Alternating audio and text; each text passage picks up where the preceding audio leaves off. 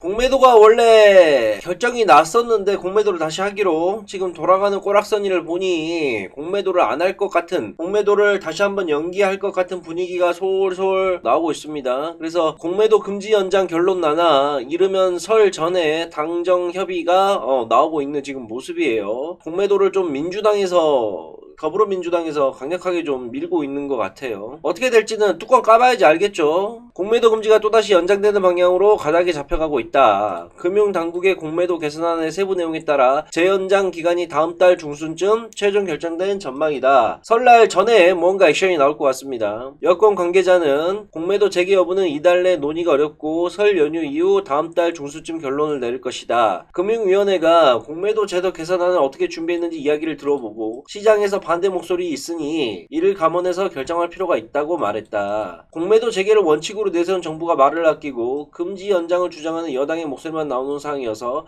사실상 재연장 쪽으로 기울어진 것으로 보인다. 이참에 그냥 없앴으면 너무나 좋겠는데 실질적으로 공매도가 없애지지는 않을 거예요. 없앨 수가 없죠. 실질적으로는 없앨 수가 없는데 이왕이면 없어졌으면 하는 소망이 너무나 큽니다. 금일 코스닥 지수가 1.17% 상승이 나오고 있고 그 다음에 코스닥도 0.84% 상승이 나왔습니다. 버티길 잘했죠. 고점에서 여기서 무너질 때 팔아야 되냐 말아야 되냐 엄청나게 저에게 질문을 하셨는데, 자, 어찌됐건 잘 버텼어요. 어찌됐건 잘 버텼고 어찌됐건 또 잘 버티다 보니까 지수를 또 끌어올리고 있는 중입니다. 자, 만약에 여기서 우리가 제가 매도 포지션을 잡고 저도 전량 손절을 하고 그 다음에 또 수익본권 수익본대로 팔고 그러고 만약에 나왔더라 그런다면 어떻게 됐을까요? 여기서 땅을 치고 후회했겠죠. 이게 떨어지는 게 하락이 아니라 단순히 조정이었구나 라고 땅을 치고 후회를 했을 겁니다. 자, 그래서 항상 저는 그래요. 시장 자체를 우리가 여기서부터 예측을 하고 이거 떨어질 것 같아 라는 막연한 생각으로 계좌를 건드리면 안 돼요. 항상 예측을 하지 말고 대응을 하면서 해야 돼요. 근데 실질적으로 이게 대응을 한다 그래도, 자, 예를 들어서 자, 코스피 지수가 이렇게까지 그려놨어요. 이틀 연속 빠지면서 3천선 근처까지 밀려버렸습니다. 자, 이때 그러면 이 차트를 보면서 대응을 하라 라고 용재영은 얘기하는데 실질적으로 이걸 보면서 대응이 되냐? 안 돼요. 왜? 여기서 더 떨어질지 더 올라갈지는 아무도 모르기 때문에. 이 그림을 놓고 봐더라도 다음날 지수가 떨어질 것 같아요? 올라갈 것 같아요? 이건 아무도 모르는 거예요. 물론 저는 제 짬으로 제가 이때도 얘기를 해드렸지만 글쎄요, 제가 봤을 때는 시장이 3천을 기점으로 다시 올라올 것 같습니다 라고 얘기는 해드렸는데, 이런 상황이 되게 되면 즉 우리가 앞으로 이런 장세는 언제든지 더 온다는 거예요. 지금 보게 되면 시장 자체가 이제 또 올라와서 3177에서 놀고 있지만 여기서 만약 당장 내일이라도 음봉이 또 출현하고 이틀 연속 빠지게 된다 그런다면 또 어떤 질문이 나오냐? 용재형, 지금이라도 팔아야 되는 거 아닐까요? 시장이 너무 많이 올라와서 겁나요. 어떻게 해야 돼요? 라고 또 질문이 올라올 겁니다. 그래서 제가 항상 그러죠. 그거에 대해서는 우리가 명확한 해법이 있다. 어떻게 하느냐? 나 같은 경우에도 용재형도 시장이 앞으로 더 올라갈지 떨어질지 쉽게 예단을 하고 예측을 하고 매매를 하진 않는다. 그러면 나는 적어도 지지선은 잡고 매매를 한다. 그래서 내가 생각하는 지지선을 이탈하게 되면 나는 과감없이 손절을 하고, 내가 생각하는 지지선에서 이탈을 하게 되면 과감없이 주식을 커트하고 현금 비중을 높여가는 전략을 할 것이다. 그게 그러면 어디 포인트냐? 지금부터는 코스피와 코스닥 자체가 여기에서 지금 오늘 또 양봉이 나와서 좋은 그림이 만들어지고 있긴 하지만 여기에서도 추가적으로 코스피가 올릴지 아니면은 다음날부터 코스피가 다시 조정을 받을지는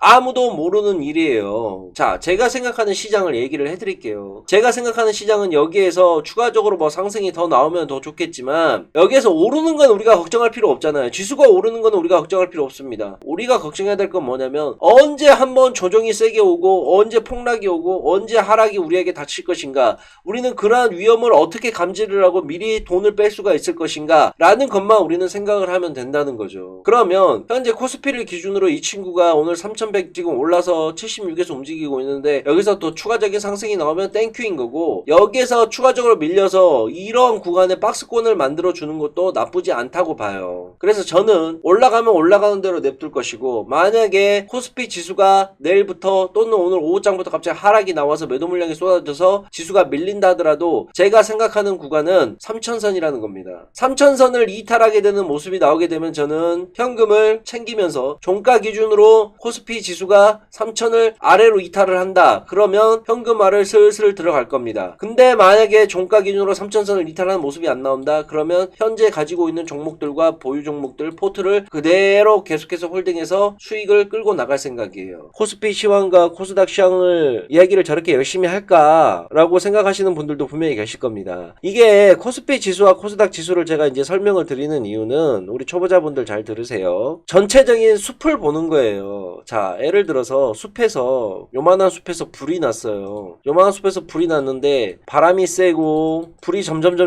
번져 나갑니다. 그래서 전체 산에서 예를 들어서 80%가 임야에 피해가 일어났어요. 80%의 나무가 다 불에 탔어요. 그러면 확률적으로 봤을 때 80%가 확률이 나무가 다 탔기 때문에 20%의 나무만 살아남았겠죠. 그러면 우리가 확률적으로 보세요. 내가 이 나무들 중에 10그루를 갖고 있었다 그래요. 그러면 이 10그루가 80%에 해당하는 확률이 많을까요? 20%에 해당하는 확률이 많을까요? 당연히 80%에 해당하는 확률이 더 많겠죠. 이것 때문에 전체적인 지수 상황을 보는 겁니다. 아무리 내 종목이 뭐 잘 갈 수야 있겠죠. 살아남는 종목들도 살아남으니까. 근데 전체적인 시황과 전체적인 코스피와 코스닥의 시장 흐름을 모르게 되면 종목이 예를 들어서 이렇게 떨어질 때 있잖아요. 지수가 이렇게 하락이 나오게 되면 종목들이 대부분 다 떨어져요. 그러면서 내 종목들을 보게 되면 내 종목만 떨어진 줄 안다고. 이해 가죠? 그렇기 때문에 우리는 시장을 봐야 된다는 겁니다. 코스피와 코스닥 시장이 어떻게 움직이고 코스피와 코스닥 시장에서 주도주가 뭐고 대형주가 가는지 중소형주가 가는지 어떤 테마가 가는지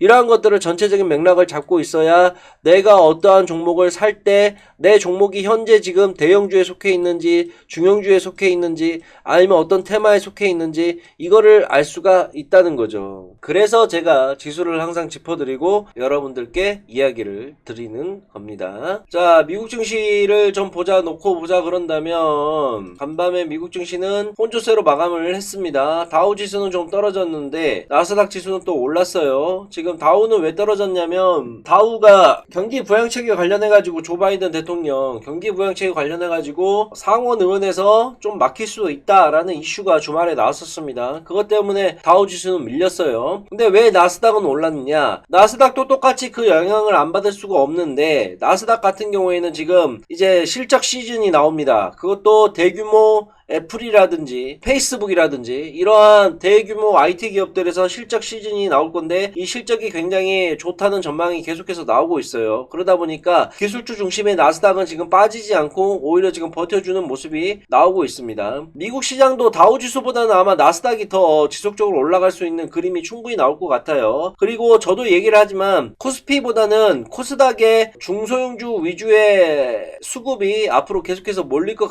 같다고 저도 생각을 개인적으로 하고 있습니다. 그래서 혹시나 신규 종목을 매수를 할 때 대형주보다는 중소형주 위주의 종목을 좀 매매를 한번 해보시고 그 다음에 코스피 종목보다는 코스닥 종목들로 한번 매매를 한번 진행을 해보시는 거를 이야기를 한번 드려볼게요.